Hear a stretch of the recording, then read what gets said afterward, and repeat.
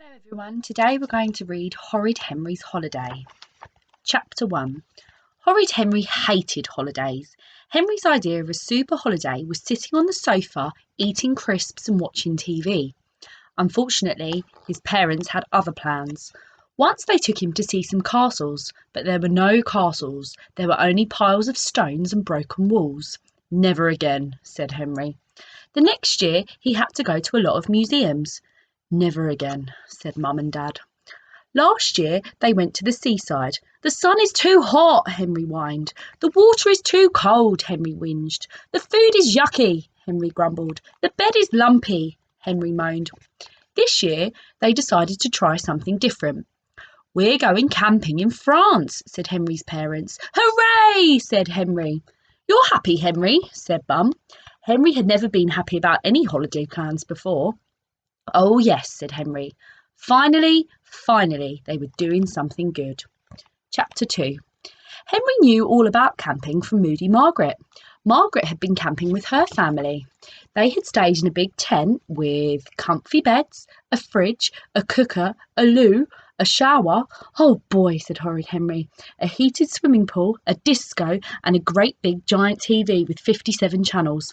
Bonjour, said Perfect Peter. The great day arrived at last. Horrid Henry, Perfect Peter, Mum and Dad boarded the ferry for France.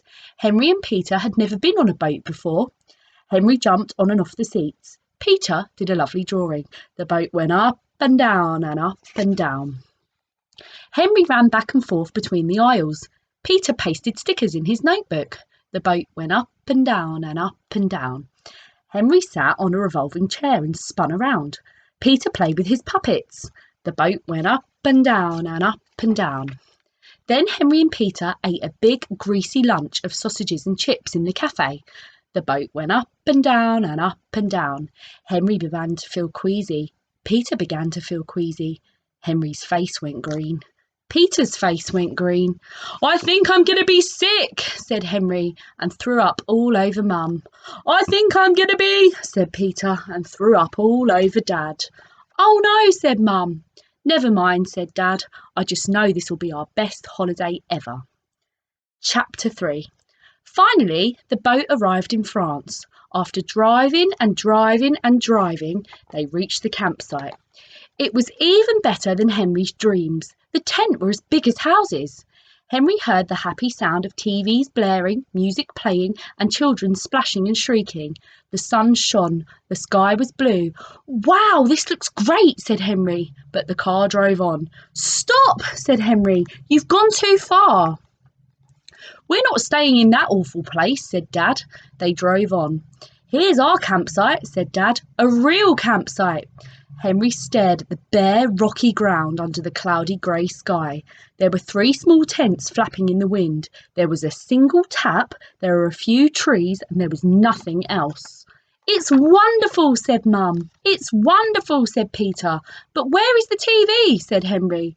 No TV here, thank goodness. We've got books.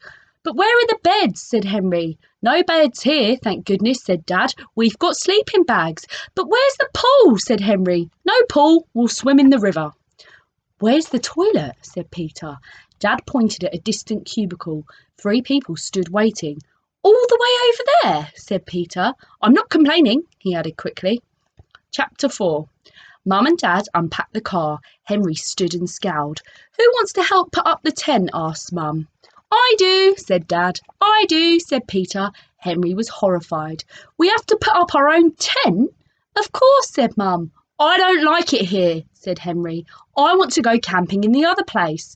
That's not camping, said Dad. Those tents have beds in them, and loos, and showers, and fridges, and cookers, and TV. It's horrible, Dad shuddered. Horrible, said Peter. And we have such a lovely snug tent here, said Mum. Nothing modern, just wooden pegs and poles.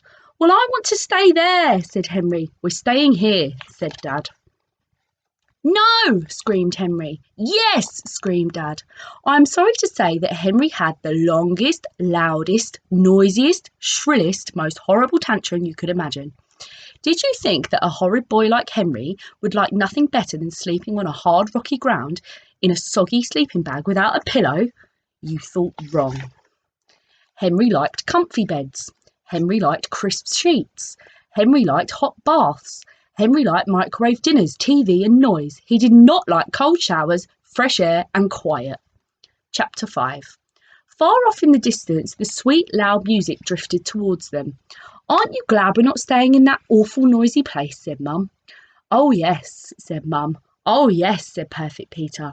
Henry pretended he was a bulldozer that had come to knock down tents and squash campers. "Henry, don't barge the tent," Dad yelled. Henry pretended he was a hungry Tyrannosaurus Rex. "Ow!" shrieked Peter. "Henry, don't be horrid." Mum looked up at the dark, cloudy sky. "It's going to rain," said Mum. "Don't worry," said Dad. "It never rains when I'm camping." "The boys and I will go and collect some more firewood," said Mum. "I'm not moving," said Horrid Henry. While Dad made a campfire, Henry played his stereo as loud as he could, stomping in time to the terrible music of the Killer Boy Rats. "Henry, turn that noise down this minute," said Dad. Henry pretended not to hear. "Henry," yelled Dad, "turn that down." Henry turned the volume down the teeniest, tiniest fraction. The terrible sound of the Killer Boy Rats continued to boom over the quiet campsite. Campers emerged from their tents and shook their fists. Dad switched off Henry's CD player. "Anything wrong, Dad?" asked Henry in his sweetest voice. "No," said Dad. Mum and Peter returned carrying armfuls of firewood. It started to drizzle. "This is fun," said Mum, slapping a mosquito. "Isn't it?" said Dad. He was heating up some tins of baked beans.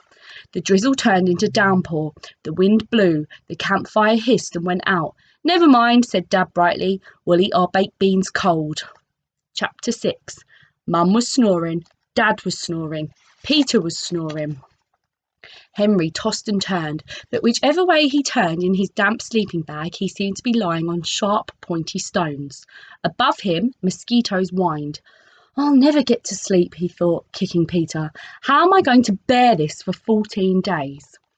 Around 4 o'clock on day 5, the family huddled in the cold, damp, smelly tent, listening to the howling wind and the pouring rain. "Time for a walk," said Dad. "Great idea," said Mum, sneezing. "I'll get the boots." "Great idea," said Peter, sneezing. "I'll get the max." "But it's pouring outside," said Henry. "So," said Dad, "what better time to go for a walk?" "I'm not coming," said Horrid Henry. "I am," said Perfect Peter. "I don't mind the rain." Dad poked his head outside the tent. "The rain has stopped," he said. "I'll remake the fire."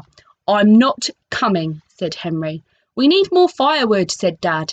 "Henry can stay here and collect some, and make sure it's dry." Henry poked his head outside the tent. The rain had stopped, but the sky was still cloudy. The fire spat. "I won't go," thought Henry. "The forest will be muddy and wet." He looked round to see if there was any wood closer to home. That was when he saw the thick, dry wooden pegs holding up all the tents. Henry looked to the left. Henry looked to the right. No one was around. "If I just take a few pegs from each tent," he thought, "they'll never be missed." When Mum and Dad came back, they were delighted. "What a lovely roaring fire," said Mum. "Clever you to find some dry wood," said Dad. The wind blew. Henry dreamed he was floating in a cold river. Floating, floating, floating. He woke up. He shook his head. He was floating. The tent was filled with cold, muddy water. Then the tent collapsed on top of them. Henry, Peter, Mum and Dad stood outside in the rain and stared at the river of water gushing through their collapsed tent. All around them, soaking wet campers were staring at their collapsed tent. Peter sneezed. Mum sneezed. Dad sneezed. Henry coughed, choked, spluttered and sneezed. "I don't understand it," said Dad. "This tent never collapses." "What are we going to do?" said Mum. "I know," said Henry. "I've got a very good idea."